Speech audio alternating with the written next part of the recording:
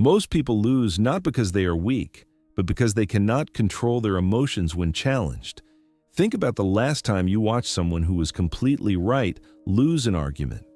They had the facts, they had the logic, but the moment the pressure hit, they cracked. Their voice went up, their hands started moving too fast, and just like that, nobody believed them anymore. Every confrontation you face is a test, not of your intelligence, not of your facts. It's a test of control. Can you stay steady when someone attacks your idea? Can you think clearly when your heart is pounding? Can you speak calmly when everything inside you wants to explode? If you can, you win. Not just the argument, you win respect, trust, and power. Machiavelli understood something most people still miss today. Power doesn't belong to the loudest person in the room. It belongs to the one who stays calm when everyone else breaks.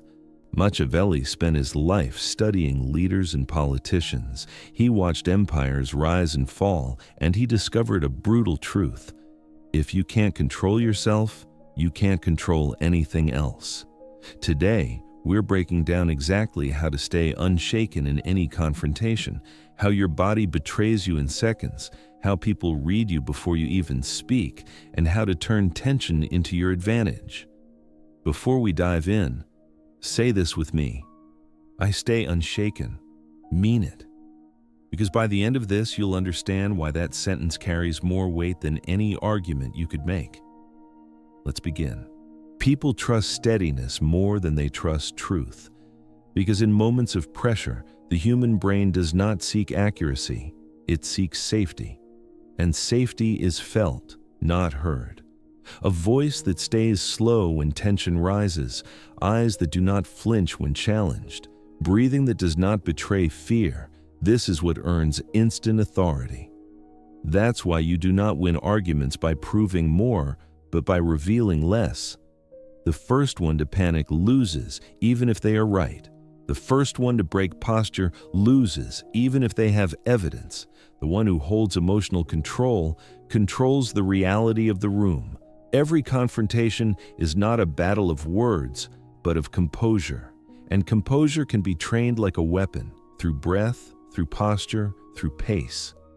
When tension rises, the average person speaks faster, but the powerful one speaks slower. The average person chases the silence, but the powerful let silence corner the other side. Most people try to be believed. The powerful one makes others doubt themselves. That is how calmness becomes psychological dominance, not politeness. Your greatest mistake is thinking the world cares about what you meant. It doesn't.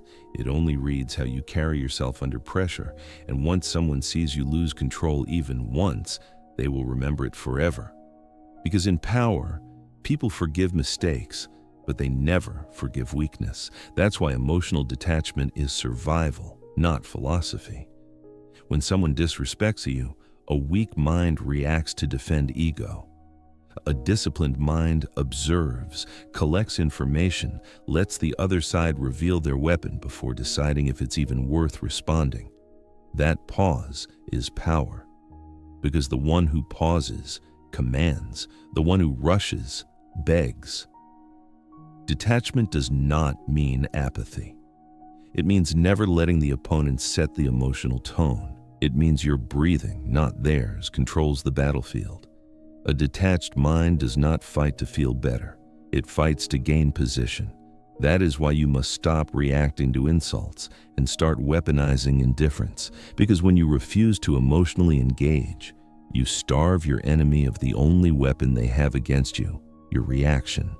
The moment you emotionally detach, you stop playing defense. You stop trying to win their approval. And instead, you control the pace of the interaction. You speak when he serves you. You stay silent when it shakes them. You do not respond to every attack. You respond only when it increases your position. That is power.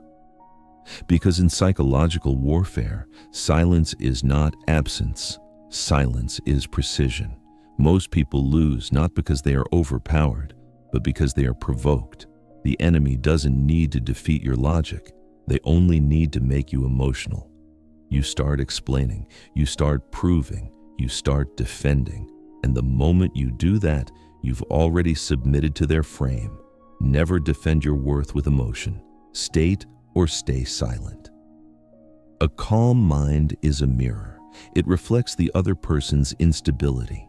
And instability always exposes itself. From this point forward, understand this rule. You don't win by reacting. You win by staying in command of your internal state, no matter what is happening externally.